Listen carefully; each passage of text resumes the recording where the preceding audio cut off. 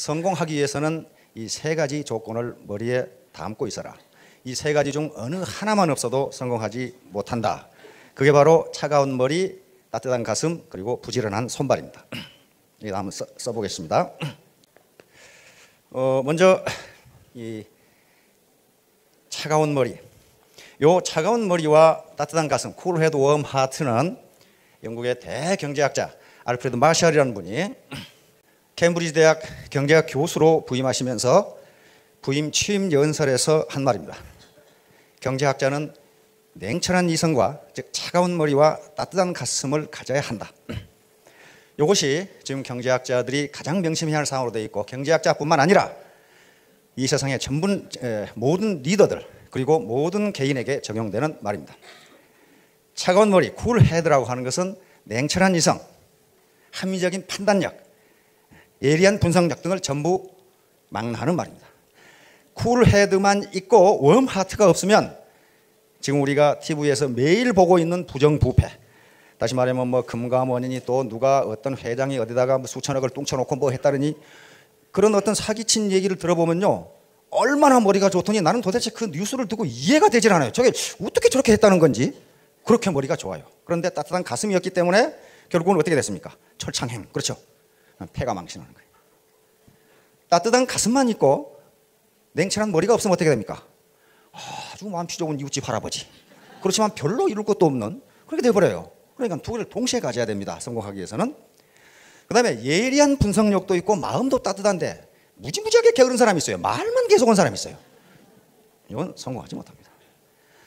자, 그래서 우선 냉철한 이성, 다시 말하면 차가운 머리를 가지고 도대체 이 회사가 뭐하는 회사인지를 분석해 보셔야 합니다. 옆에 사람 말을 듣는 것도 그건 정보 수집이고 회사에서 공식적으로 제공하는 것도 일종의 정보 수집입니다. 그러나 그것만 가지고 이거 좋다 저거 좋다 얘기할 수가 없어요. 네트워크 마케팅 뭐 어떤 회사를 가고 또 어떤 이 사업 설명을 가도 자기 회사가 좋다고 얘기하지 나쁘다는 얘기는 전혀 하질 않아요. 그러니까 과연 나쁜 점이 있는지도 파악해 보셔야 됩니다. 다시 말하면 공식적으로 제공하는 정보 말고 시그널이라는 게 있어요. 시그널. 말은 않는데 표정에 나타나는 거 있어요. 그런 것을 파악하셔야 돼요. 군대에서 그런 거 많아요. 지휘관이 무슨 말이든지 건의해봐. 뭐 나를 비평하는 말도 좋아. 말은 그렇게 해놓고 비판하는 말을 하면은 얼굴이 찌그러져요. 그것은 시그널이 별로 좋지 않다는 것을 나타냅니다. 그게 시그널이에요. 말은 않는데 감으로 느낄 수 있는 것. 그걸 분명히 파악해 보셔야 됩니다. 냉철한 머리가 없으면, 그러니까 냉철한 머리는 실체적 진실을 파악해 보시라는 거예요. 실체적, 그건 허상이나 희망사항이 아니고 실제로 어떻게 됐을까 하는 거, 어떻게 된 것인가 하는 실체적 진실을 파악해 보시라는 겁니다. 어떤 아무 생각 없이 사는 놈이 양쪽 귀에 화상을 입어가지고 병원으로 헐레벌떡 뛰어갔습니다. 의사 선생님이 아니 어떻게 귀에만 화상을 입었습니까? 제가 다리미질을 하고 있는데 어떤 자식이 전화를 해서 받았는데 아무 생각 없이 받다가 이렇게 그렇다 치더라도 이쪽 귀는 왜 다치셨습니까? 그 자식이 또 전화를 했지 뭡니까? 아무 생각 없으면 양쪽 다 돼. 양쪽 다. 확실히 알고 결심을 하셔야 됩니다. 그래서 차가운 머리로 정보를 분석해 봐야 됩니다. 그럼 무슨 정보를 분석해 봐야 성공할 수 있느냐? 또 속지 않느냐? 사기당하지 않느냐? 그건 우리가 생각해 보면 금방 알 수 있어요. 자, 여기 1번에 해당하는 것이 첫째, 이 회사가 합법적인가 하는 걸 분명히 봐야 됩니다. 이 합법적인 회사냐? 또 사업하는 방법이라든가 하는 것들이 합법적이냐? 이게 당연히 합법적이지. 그런데 지금까지 망한 회사들 중에 불법적인 행동을 하는 회사들이 굉장히 많았어요. 물론 회사 등록할 때는 합법적이었어요. 그러나 분식회계라든지 탈세라든지 비자금 조성이라든지 등등 비합법적인 행동을 했기 때문에 문제가 된 거예요. 그래서 전부 다 매출이 떴다가 바로 망하던가 그런 현상이 빚어졌습니다. 그래서 우선 이 회사가 합법적인가? 물론 이 회사뿐만 아니고 무슨 일을 하시든지 회사에 들어가서 일을 하실 때 이 회사가 합법적인가? 두 번째, 경영자의 도덕성 그리고 경영 능력을 보셔야 됩니다. 이게 아무리 좋은 아이템이라 하더라도 경영자가 부도덕한 짓을 하면은 반드시 망해요. 그리고 전부 경영자가 부도덕하면 사원들의 노동력을 도둑질하는 현상이 많습니다. 다시 말하면 전부 보상 플랜 등등을 자기에게 유리한 쪽으로 만들어놨다 이거 말이에요.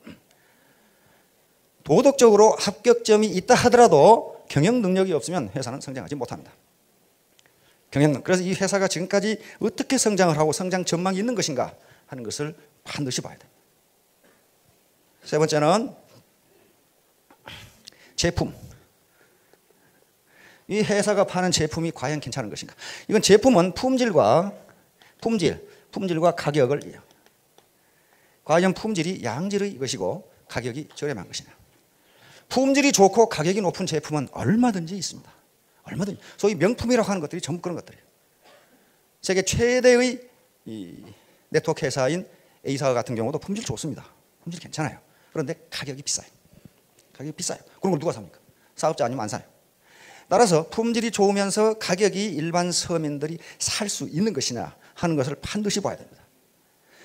지금까지 많은 네트워크 회사들이 망한 것은 보통의 품질이거나 또는 저질품을 고가에 팔았기 때문에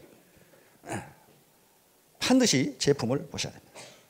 네 번째는 보상 시스템을 보셔야 됩니다. 다시 말하면 아무리 품질이 좋고 가격이 싸더라도 사업자들에게 돌아가는 것이 없다면 그 뭘 합니까? 그런 짓은. 전부 경영진과 고위 이 스폰서들이 다 빨아먹고 밑에 내려간 것이 없다면 그건 노력 도둑질이고 시간 도둑질이에요. 그래서 보상 플랜이 과연 정의롭게 되어 있는 것이냐, 정의로운 것이냐, 이게 윈윈하는 것이냐 하는 것을 반드시 따져봐야 됩니다. 다섯 번째, 이 회사가 도대체 비전이 있는 것이냐, 앞으로 이 회사가 발전할 수 있을 것이냐. 이 회사가 파는 제품이 너무 경쟁적이어서 언젠가는 빠른 시일 내에 망할 것 같다. 그렇다면 비전이 없는 거예요. 비전이 없는 거예요. 따라서 이런 것들을 냉철한 머리, 차가운 머리로 판단해 보셔야 됩니다. 돈벌이 된다니까 무조건 와 몰려가지고는 절대로 성공할 수가 없습니다. 반드시 따져봐야 돼요. 다음에 따뜻한 가슴. 그러면 요거 다 따져보니까 괜찮네, 이 회사. 아, 이거 돈벌이 되겠는데. 그것만 가지고는 신나게 뛸 수가 없어요. 반드시 따뜻한 가슴 측면을 봐야 됩니다. 따뜻한 가슴 측면에서 봐야 될 것은 이거. 첫째, 옳은 일인가를 봐야 돼. 옳은 일인가. 이 내가 하려고 하는 사업이 과연 사회적으로 옳은 일이냐. 나만 돈벌이가 되고 일반 소비자 또는 국민 또 일반 사회에는 피해를 끼치는 것이 아닌가 하는 걸 반드시 따져봐야 돼. 이 세상에는요, 합법적이지만 옳지 않은 일들이 많이 있습니다.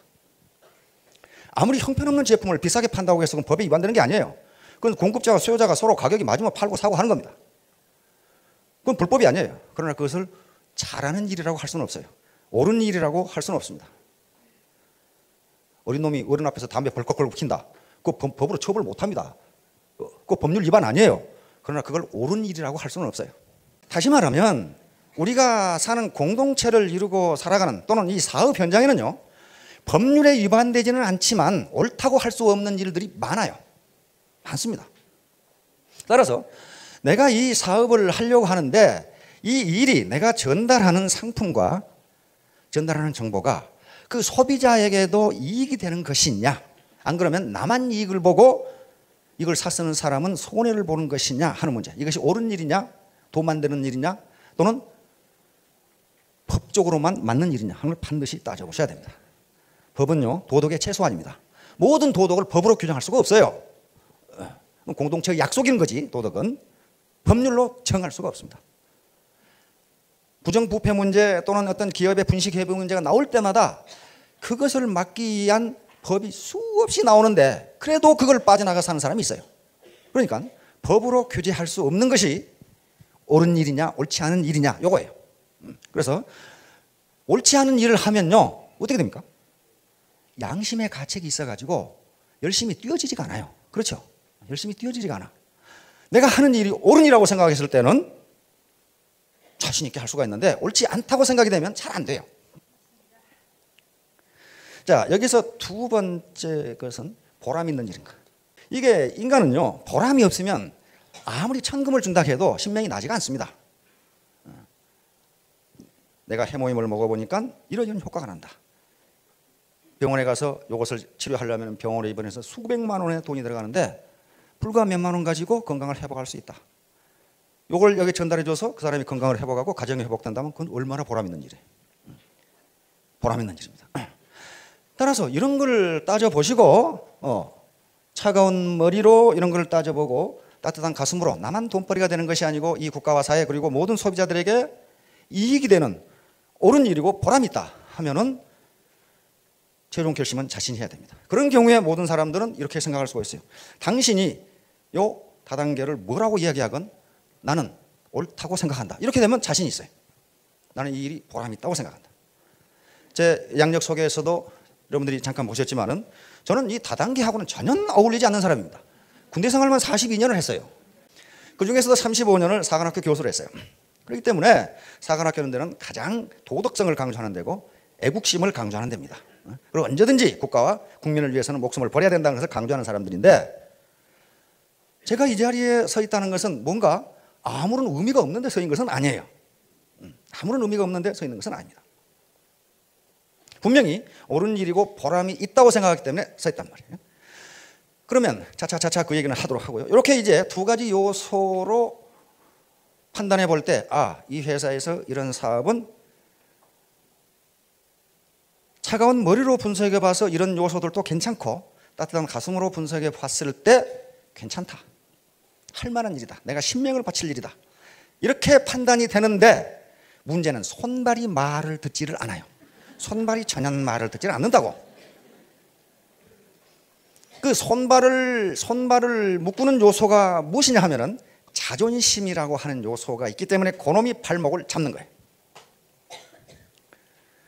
그러면 도대체 이 자존심이라는 놈이 어떤 놈이길래 그러는가 하는 걸 한번 따져보도록 하겠습니다. 이건 어떤 개인이 그렇다는 것이 아니고 모든 사람이 다 그렇고 특히 한국인이 그렇습니다. 한국인과 일본인이 그래요. 중국은 조금 덜하고 한국과 일본이 가장 강한 자존심을 가지고 있어요.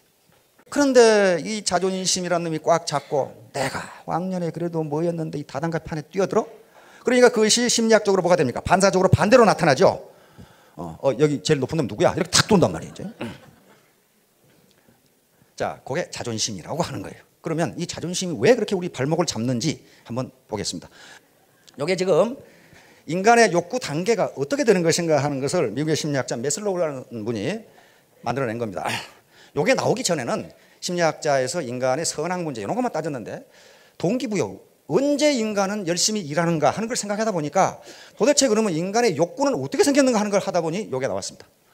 이게 나왔는데 이 논문이 나오면서 많은 비판이 있었지만은 지금은 대체로 맞다 이렇게 받아들여지고 동기부여 어떻게 모티베이션을 시키냐 하는 데 있어서 널리 이용되는 모델입니다. 자, 인간의 가장 아주 원초적인 욕구가 생리적 욕구입니다. 생리적 욕구. 다시 말하면 배고프면 밥 먹고 싶고 목마르면 물 마시고 싶고 피곤하면 자고 싶고 그렇죠? 이런 인간의 육체 어딘가와 관련이 되어 있는 욕구 이게 생리적 욕구입니다. 이게 가장 강한 욕구예요. 요게 충족이 안 되면 일반적으로 그 윗단계의 욕구는 추구하지 않는 것이 보편적입니다. 배고프고 목마르고 졸리는데 뭐 하겠어요 거기서. 안 된단 말이에요. 그런데 이 생리적 욕구는 약간만 충족시켜주면 더 이상 추구하지 않아요. 예를 들면 목마른 사람한테 물 한 바가지 줬어요.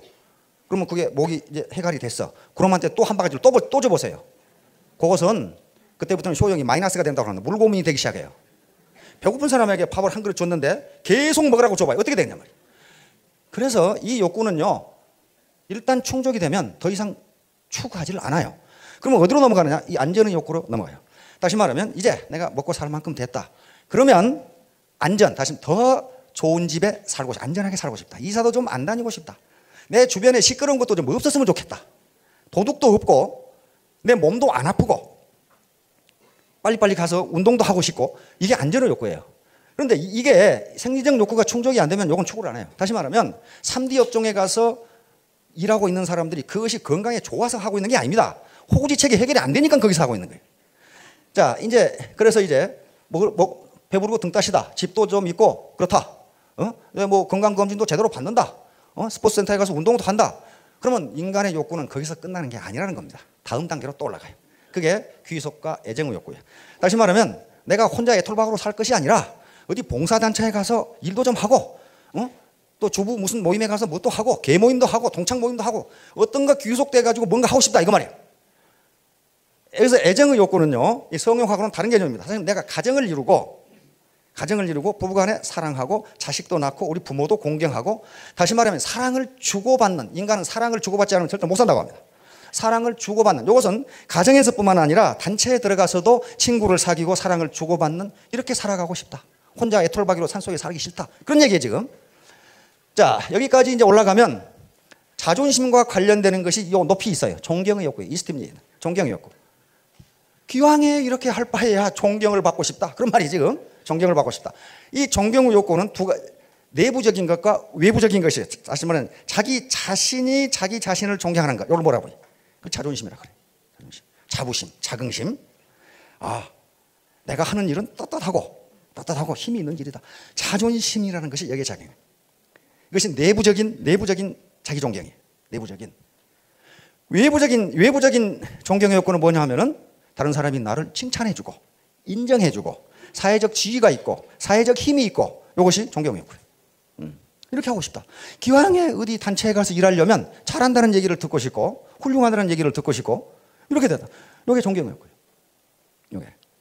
자, 그런데 이 존경의 욕구는요, 실제로 사회에서 높은 지위에 올라가 있는 분들일수록 강합니다. 밑에 지금까지 계속 고생만 해온 분들은 요거 아직 여기까지도 해결이 안 된 경우가 많아요. 집도 없어가지고 새빵살인 경우가 많아요. 이 상태에서 무슨 주부클럽에 가서 봉사활동을 합니까? 그래, 안 되는 거예요. 누가 자기를 존경해 주길 바라겠어요? 왜냐하면 자기 자신이 자기 자신을 존경하지 못하거든. 그러니까 여기 2단계에 있는 분들은 선뜻 사업에 나섭니다. 그러나 요 단계까지 올라간 분들은 사업에 나서질 않아요. 왜냐하면 자존심이라는 발목을 잡고 있어. 경제학 이론에 톱니 효과라는 게 있습니다. 일단 높은 단계, 소비가 높은 단계에 올라가거나 지위가 높은 단계에 올라갔던 사람은 그 밑으로 내려오질 않는다는 거예요. 내려오기가 힘들다는 거예요. 쉽게 말하면 화장실에서 고급 화장지 쓰다가 신문지 못 쓴다, 그런 말이에요 지금. 예? 그걸 경제학에서 톱니 효과라고 합니다. 일단 올라간 소비 수준, 일단 올라간 자존심은 잘 내려오질 않는다는 거예요.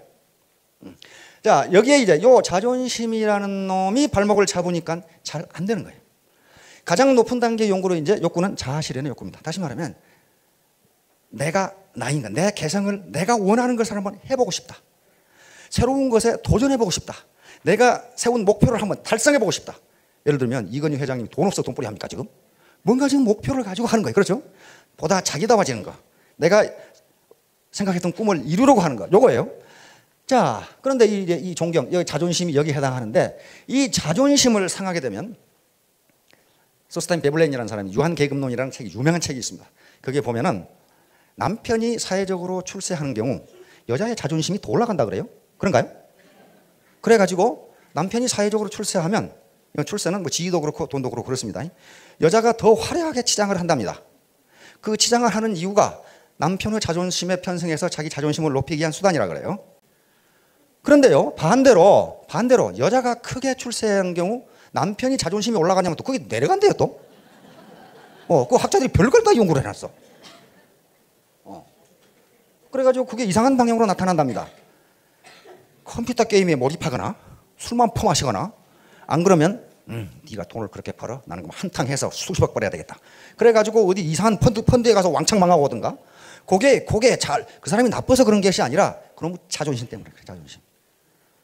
남편이 출세하면 여자는 덩달아서 많은 소비만 하면 되는데, 여자가 출세하면 남편은 그렇게 되지 않는다는 거예요.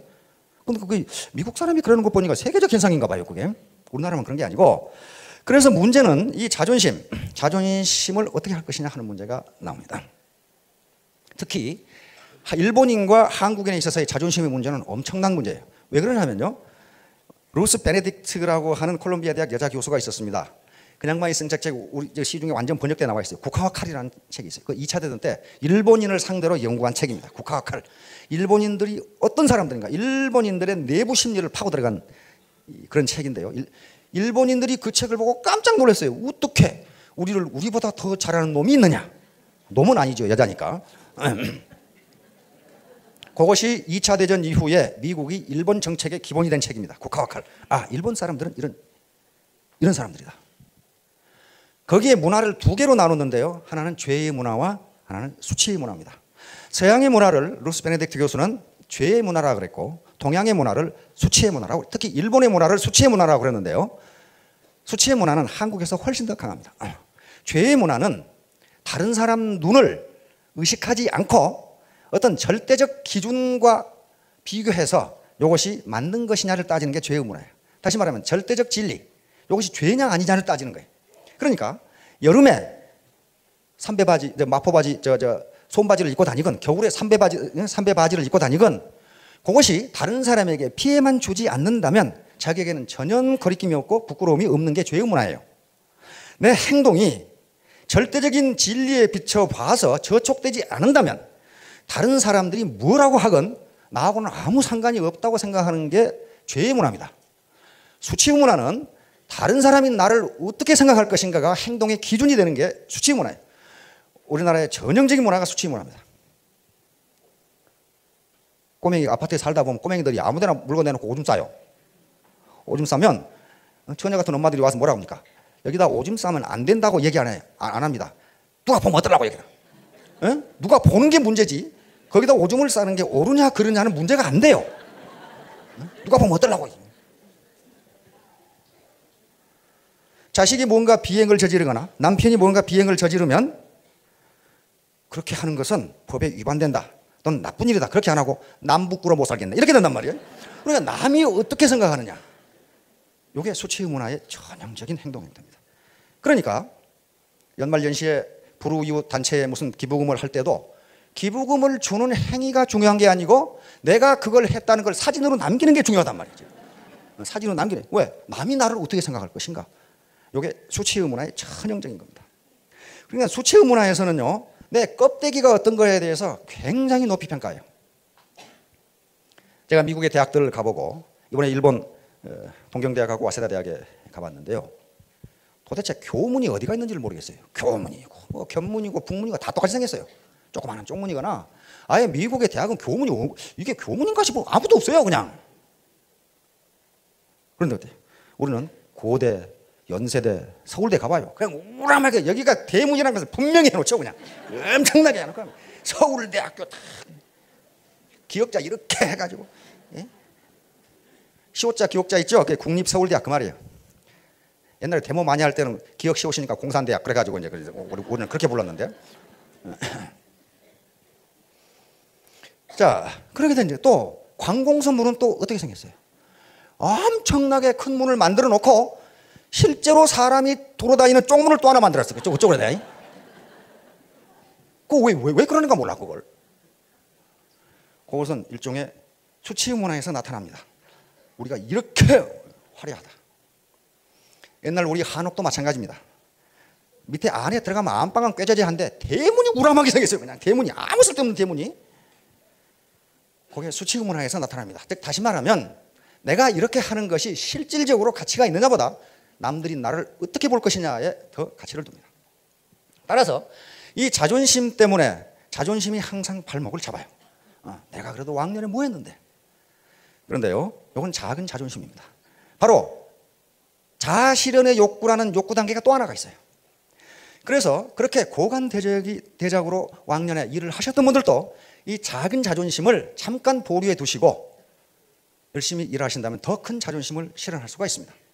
반드시 세 가지 요소가 있어야 됩니다. 하나는 차가운 머리로 냉철하게 있는 현상을 실체적 진실을 분석해 보셔야 되고 따뜻한 마음을 가지고 이것이 내가 하려고 하는 이 옳은 일인 것이냐 그리고 보람이 있는 것이냐 하는 것을 따져보시고 그러고 난 다음에 결심을 하려고 하는데 자꾸 이 자존심이라는 데 문제가 되는데 그 자존심을 잠깐 뒤로 물려놓으시면 됩니다.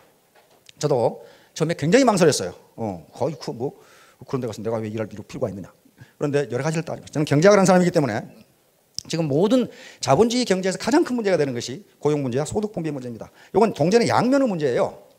고용이 안 되면 소득이 없는 거니까 이 문제를 암만 연구를 해도 지금 연구할 방법이 없어요. 해결할 방법이 없어요. 그 중에 일부 다시 말하면 다단계 이 네트워크 마케팅은 아주 10억밖에 안 되는 자본금을 가지고 수천 명에게 소득을 창출하게 해주는 이 방법도 하나의 대안이 될 수 있겠다. 그렇다면 여기에서 또 누구에게 손해를 끼치는 것이 아니기 때문에 모든 사람이 또 특히 서민들이 윈윈하는 사업 방법의 하나이다. 그렇다면 이것이 올바른 방향으로 나아갈 수 있도록 옆에서 이 조언을 할 수 있겠다. 그렇게 해서 여기에 온 겁니다.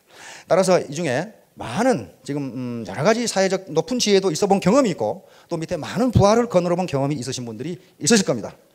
만약에 스스로 주체적으로 판단하셔서 이것이 옳은 일이라고 판단되고 또 보람 있는 일이라고 판단되시면은 스스로 결심하시기 바라고 자존심을 잠시 뒤에 물려놓고 큰 자존심을 이루시길 바랍니다. 감사합니다.